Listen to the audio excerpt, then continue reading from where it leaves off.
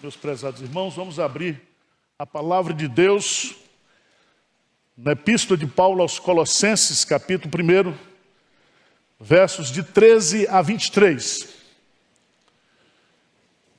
Farei uma exposição desses versículos. E o nosso propósito, ao expor o texto, é apresentar para vocês a supremacia de Cristo. Jesus Cristo é o tema central da Bíblia. Jesus Cristo é o tema central da carta de Colossenses. Ele é o Cristo exaltado. Ele é o Criador e mantenedor de todas as coisas. Ele é tudo em todos. E se você tiver Jesus, você tem tudo. Se você não tiver Jesus, você não tem nada. Mas essa carta foi escrita justamente para enfrentar um problema que estava existindo na igreja, que não foi Paulo que plantou a igreja em Colossos, na Ásia Menor. E havia um movimento na época chamado de gnosticismo, que misturava filosofia, que misturava ascetismo, que misturava misticismo, junto com princípios judaizantes. E é tão interessante porque sempre o que eles vão defender é Jesus Cristo mais alguma coisa. Jesus Cristo mais alguma coisa. E Paulo então vai mostrar para a gente a supremacia da pessoa de Jesus Cristo. Ele vai mostrar para a gente aqui, nesses versículos, que apesar da pessoa e da obra de Jesus Cristo serem atacadas como foi no passado, como está sendo hoje, Cristo continua supremo. Ele reina, Ele é soberano, Ele é suficiente. Vamos ler, e eu quero destacar aqui, que nesse trecho dos versos 13 a 23, nós temos três divisões. A primeira delas é a supremacia de Cristo na nossa salvação, na nossa redenção. Uma vez salvo por Cristo, totalmente salvo, completamente salvo, perfeitamente salvo. Depois dos versos 15 a 17, a supremacia de Cristo na criação, na natureza. E a terceira parte, que vai dos versos 18 a 23, a supremacia de Cristo na nova criação, na igreja. Então eu gostaria que você deixasse a sua Bíblia aberta, e nós vamos estudar em primeiro lugar a supremacia de Cristo na salvação. Eu quero que você leia comigo os versos 13 e 14. Vamos lá? Juntos? Ele nos libertou do império das trevas e nos transportou para o reino do Filho do seu amor, no qual temos a redenção, a remissão dos pecados. Para aí. Aqui nós temos três lições importantíssimas sobre a supremacia de Cristo na nossa salvação. A primeira delas é que Deus é o autor da salvação. A salvação não é um ato humano. A salvação não é um ato de esforço humano, mas é um ato de Deus. Veja no texto. Ele nos libertou. Esse ele aí indica que o sujeito da ação é Deus. É Deus que nos salva. É Deus que nos perdoa. É Deus o autor e consumador da nossa fé, da nossa salvação. É um ato intencional de Deus. É um ato pensado. É um ato pactuado entre as três pessoas da Trindade. Então, se você está salvo aqui nessa noite, se você é um crente no Senhor Jesus Cristo, é porque Deus salvou você. Deus salvou você. E é tão bonito, porque quem toma a iniciativa é Deus. E aqui, a segunda verdade que aparece no texto: Ele nos libertou do império das trevas e nos transportou para o reino do Filho do seu amor. Se a salvação é um ato divino, a figura que é usada aqui é que a salvação é um resgate, ou um traslado. Vamos entender isso aqui.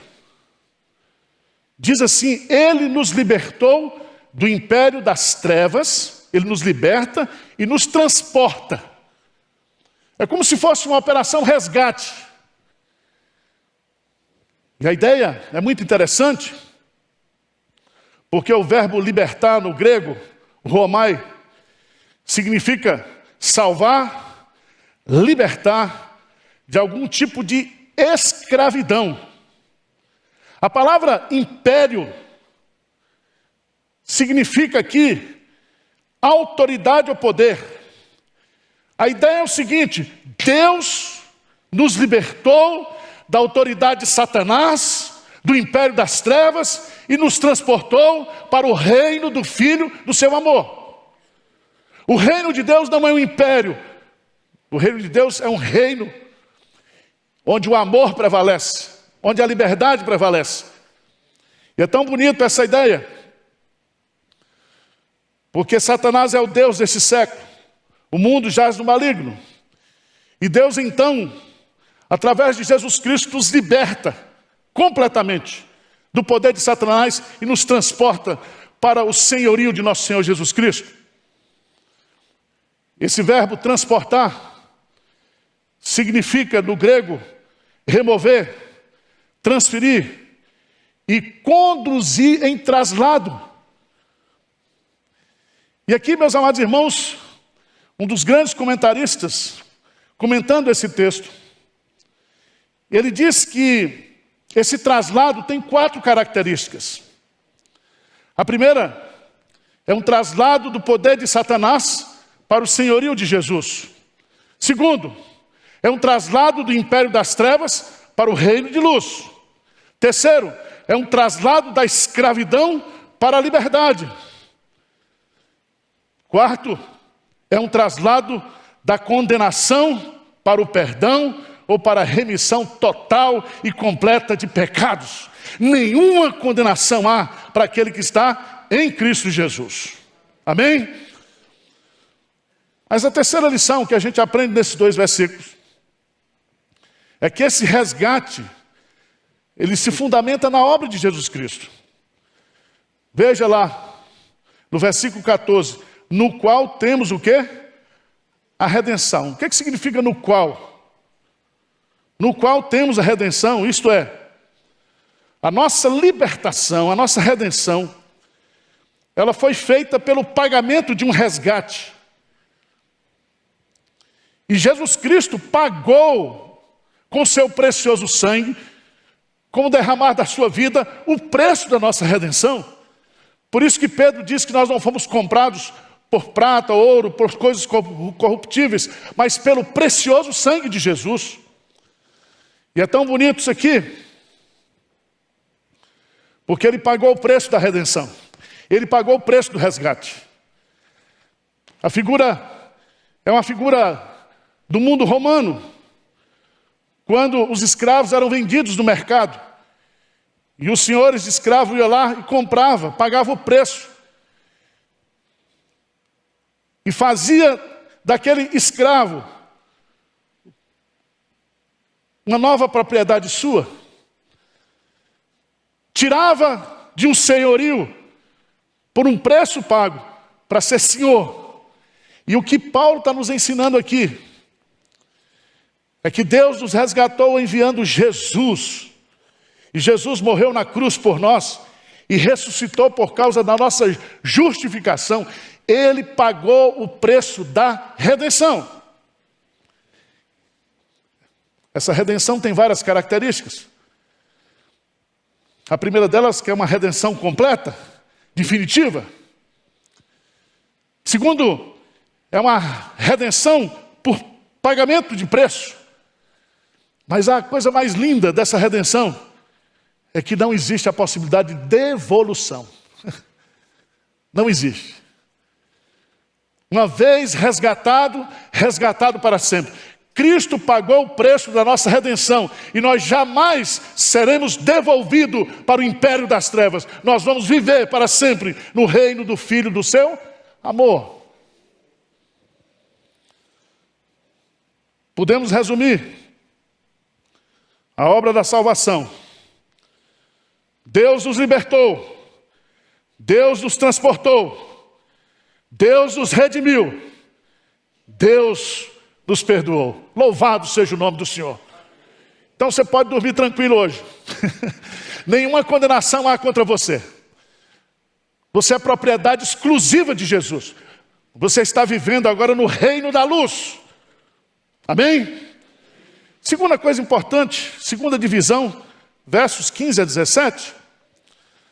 A supremacia de Cristo na criação. E no versículo 15, começa dizendo, este, Jesus, é a imagem do Deus invisível, o primogênito de toda a criação. Presta atenção, porque aqui, essa palavra imagem, é como se fosse um espelho. É como se Cristo refletisse perfeitamente a pessoa de Deus. E essa palavra imagem aqui indica-nos duas verdades sublimes. A primeira delas é que Jesus Cristo é o próprio Deus. O Deus invisível é visto em Jesus. Jesus diz, eu e o Pai, nós somos um. Segundo, Jesus é a revelação perfeita de Deus. Vamos abrir lá no Evangelho de João, rapidamente, capítulo 1, versículo 18. João 1, 18. O que é que diz aí? A palavra de Deus. O que é que diz? Ninguém jamais viu a Deus. O Deus unigênito, que está no seio do Pai, é quem o quê? O revelou. Então, se você quer ver Deus, olha para Jesus. Você quer ouvir Deus? Leia a palavra. Você quer ouvir Deus falando em voz alta? Leia a palavra em voz alta.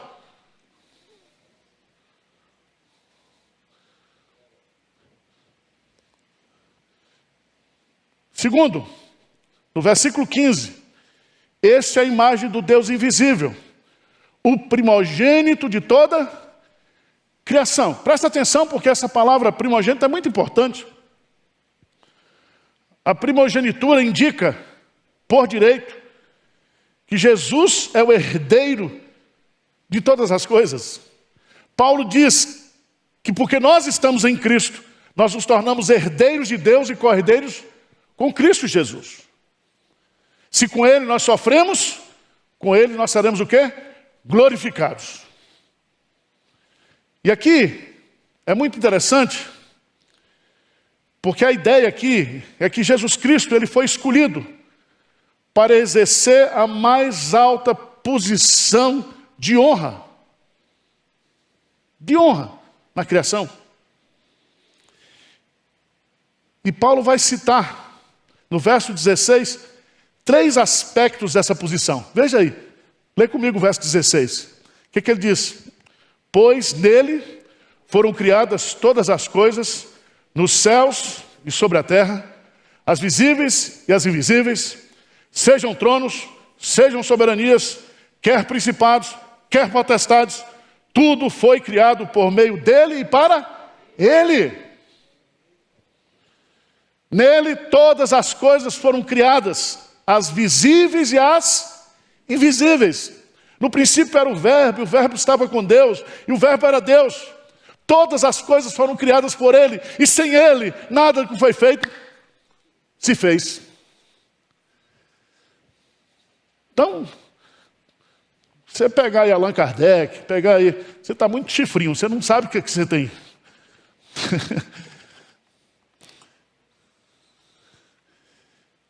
Jesus Cristo, meus amados irmãos, Ele está acima de tudo e de todos. O seu nome está exaltado, sobremaneira. E um dia, todo joelho se dobrará e toda língua confessará que Jesus Cristo é o Senhor. É o Senhor. Então não diminua o Jesus que você crê. Não abra mão desse Jesus da Bíblia. Ele é tudo, Ele é grande. Ele é exaltado sobre tudo e sobre todos. Nele todas as coisas foram criadas. Por meio dele, por intermédio dele, tudo foi criado. E aí ele vai fechar o argumento, dizendo, para ele, a criação existe. Tudo foi criado por meio dele e para ele. Louvado seja o nome do Senhor.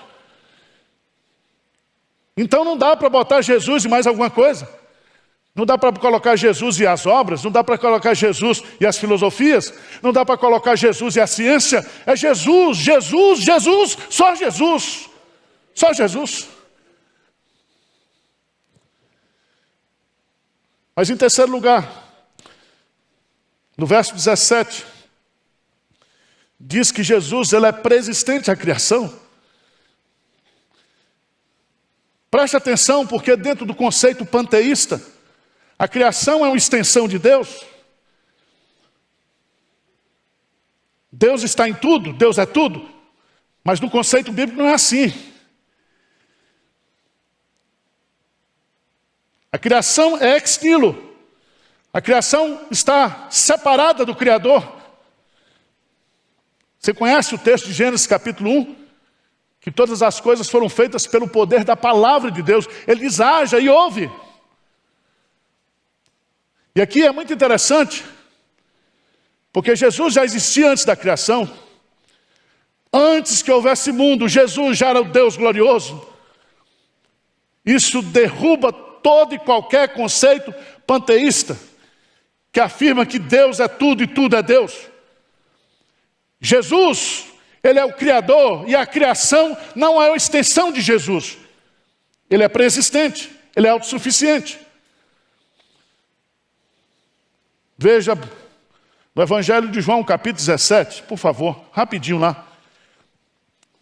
Evangelho de João, capítulo 17, versos 4 e 5.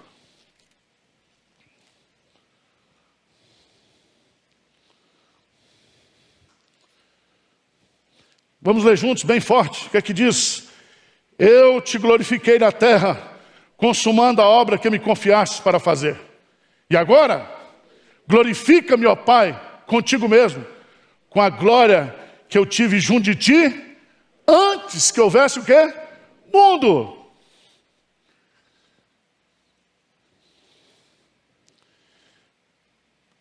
Mas em último lugar, para mostrar a supremacia de Cristo na criação, veja no versículo 17. Versículo 17, lê comigo aí, que diz, Ele é antes de todas as coisas, e nele o que? Tudo subsiste. Você já pensou nisso?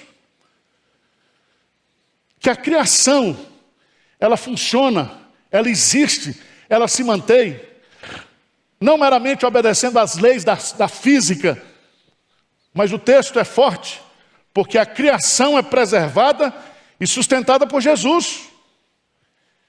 Ele é que sustenta todas as coisas. Veja lá, por favor, Hebreus capítulo 1, versículo 3. Hebreus capítulo 1, versículo 3. O que diz aí? Ele que é o resplendor da glória e a expressão exata do seu ser, do ser de Deus. Aí vem a frase, sustentando todas as coisas pela palavra do seu poder. Se você está vivo aqui, se você existe aqui, se você move, se você é porque Deus nos dá esse privilégio. Nós existimos em Cristo Jesus. É Ele que nos sustenta, é Ele que nos preserva, é Ele que nos dá a vida.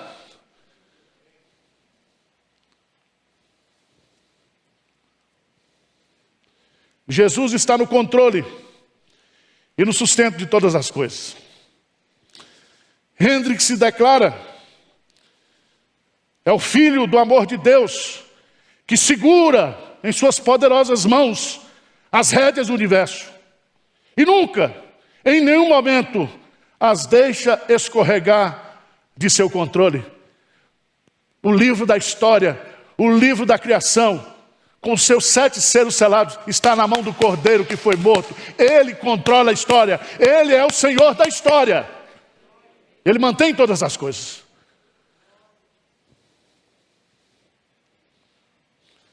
Mas para terminar, terceira parte do texto, a partir do versículo 18. A supremacia de Cristo na redenção, a supremacia de Cristo na criação. E agora, para fechar o argumento, Paulo vai dizer da supremacia de Cristo na nova criação. E o que é a nova criação, irmãos? A igreja de Deus. Aquele que está em Cristo, nova criatura ou nova criação é. O Deus que disse lá em Gênesis 1, haja luz e houve luz, é o mesmo que na nova criação, na nossa regeneração, Ele diz, haja luz. Nos nossos corações nós somos salvos pela graça de Deus. E a nossa mente é iluminada e nós somos transformados. E aqui, Paulo vai apresentar 5 aspectos da supremacia de Cristo na igreja, na nova criação. Presta atenção, você se acha muito importante aqui na igreja, não acha?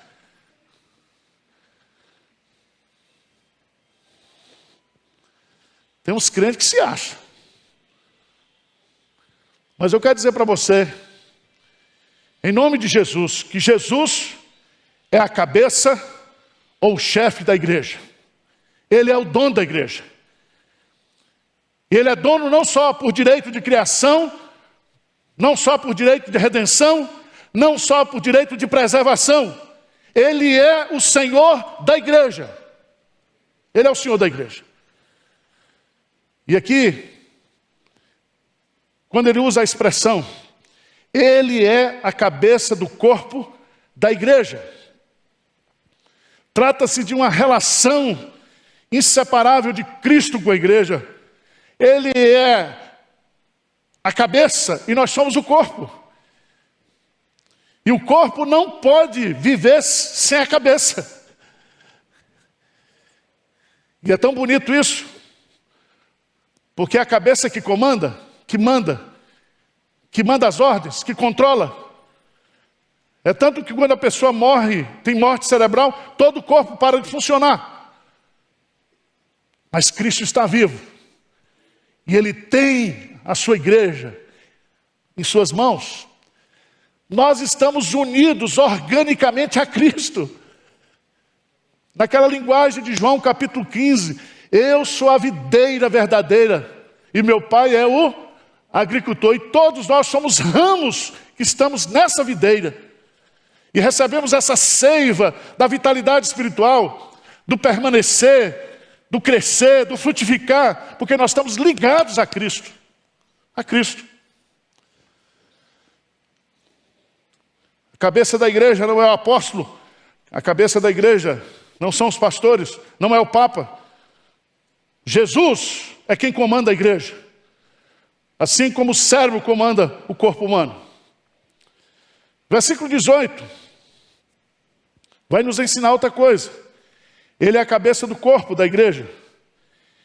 Ele é o princípio. Que coisa linda. O que significa isso? Ele é o princípio da igreja. Em outras palavras, a causa e a razão da existência da igreja é Cristo. A igreja só existe por causa de Cristo.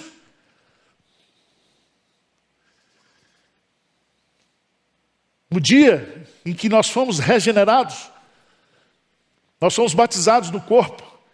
E Paulo diz, nós bebemos do mesmo Espírito.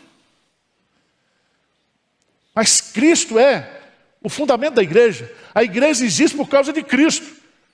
Cristo amou a sua igreja e a si mesmo se entregou por ela. A igreja de Deus foi comprada com o precioso sangue de Jesus. O corpo não é uma entidade, mas um organismo vivo. Jesus é o fundamento da igreja, a sua pedra angular. A igreja jamais existiria sem Jesus. Terceiro argumento. Jesus é a cabeça, chefe da igreja. Jesus é o princípio da igreja. Jesus é o primogênito dentre os mortos. O que significa isso? Primogênito dentre os mortos significa que Jesus, ao morrer e ressuscitar, ele é o precursor de uma nova criação, com o objetivo de ter a primazia sobre todas as coisas. E porque Jesus venceu a morte, nós, como igreja, vamos também vencer a morte. Vamos ressuscitar. Ele é o primogênito. Ele abre a fila e nós vamos atrás dele, porque nós estamos ligados a ele. Ele é o precursor de todas as coisas. João 14, 9. Leia esse versículo, por favor. João 14, 9. Veja o que Jesus diz. É lindo demais aqui, ele vai dizer, Jesus, ele diz, porque eu vivo, vocês também o quê? Viverão. Porque eu vivo, vocês viverão. Por sua ressurreição, Jesus Cristo garantiu a nossa ressurreição, a nossa vida eterna. Por isso que a vida eterna está em Cristo. E quem tem Jesus tem a vida. Quem não tem Jesus não tem a vida. Versículo 19. O quarto argumento da supremacia de Cristo na igreja. Jesus, ele é a residência de toda plenitude divina. Veja no versículo 19. Ele é a cabeça do corpo da igreja, ele é o princípio, ele é o primogênito dentre os mortos, para em todas as coisas, não é em algumas coisas, mas em todas as coisas ter ele o que é a primazia. Sabe por quê? Porque aprouve a Deus que nele residisse toda o quê? Plenitude. Toda a plenitude da divindade reside em Jesus Cristo. E aqui, o que significa isso, irmãos? O que significa isso? Que em Jesus reside toda a plenitude da divindade. Significa que em Jesus nós temos o poder de Deus, nós temos os atributos de Deus, nós temos a glória de Deus. Tudo que é de Deus reside em Jesus. E se nós estamos em Jesus, nós estamos em Deus, na sua plenitude. E nós não precisamos de mais nada, absolutamente nada, senão Jesus. O que Paulo está dizendo, presta atenção, é que Jesus Cristo é poderoso e suficiente para suprir todas as necessidades espirituais da igreja. A plenitude da divindade é uma fonte inesgotável de bênção, de poder, de vida de Deus para a igreja. Nós não podemos viver sem Deus. Nós não podemos viver sem Jesus. Nele habita toda a plenitude da divindade. Mas no verso 20, encerrando os seus argumentos, Paulo vai dizer assim, e que havendo feito a paz pelo sangue da sua cruz, por meio dele, reconciliar-se consigo mesmo todas as coisas, quer sobre a terra, quer nos céus. A obra de Cristo não reconcilia somente o homem com Deus, mas reconcilia o quê? Todas as coisas. Por causa do sacrifício de Jesus Cristo, Ele reconcilia os homens com Deus, Ele reconcilia os homens uns com os outros, Ele reconcilia a criação com o Criador, Ele restaura tudo, tudo, pelo poder do seu sangue. Por isso que o apóstolo Paulo, lá em Romanos capítulo 8, ele fala dos nossos gemidos, mas fala dos gemidos da criação, porque a criação aguarda essa restauração completa que já foi efetivada pelo poder do sangue de Jesus. Haverá novo céu e nova terra por causa do sangue de Jesus. Toda a natureza será restaurada, toda a criação será reconciliada com Deus pelo poder de Jesus. Todos nós, por causa do sangue de Jesus, formamos um novo povo, uma família. E nós estamos reconciliados também uns com os outros. Ele derrubou todas as paredes de separação, Ele venceu todos os preconceitos, Ele nos uniu, nos reconciliou pelo poder do seu sacrifício. Agora, concluindo esse parágrafo, Paulo fala do tríplice propósito da reconciliação. Veja aí nos versos 21 e 22. Paulo fala que o propósito da reconciliação, primeiro, tornar a igreja uma comunidade de pessoas separadas, santas, santificadas. E ele coloca aí, claramente, e a vós outros também, que outrora eram estranhos, inimigos do entendimento, pelas vossas obras, o quê? Malignas. Onde é que nós estávamos antes da salvação? Nós estávamos no império das trevas, sobre a escravidão de Satanás. Mas redimidos agora, reconciliados com Deus, nós vamos viver uma vida de santidade, de santificação. Segundo lugar, o segundo propósito, Ele nos reconciliou para que sejamos também inculpáveis. Veja no versículo 22, vamos ler, que ele resume esses três propósitos no versículo 22. Vamos lá, bem forte. Agora, porém, vos reconciliou no corpo da sua morte, mediante a sua morte, apresentar-vos perante Ele, santos, inculpáveis, irrepreensíveis. Louvado seja o nome do Senhor. Nós não fomos salvos porque nós somos santos, inculpáveis e irrepreensíveis. Não, o propósito da salvação é santidade, é nenhuma condenação, é vida irrepreensível diante de Deus. Se você der uma olhadinha, por favor, volta aí a Efésios.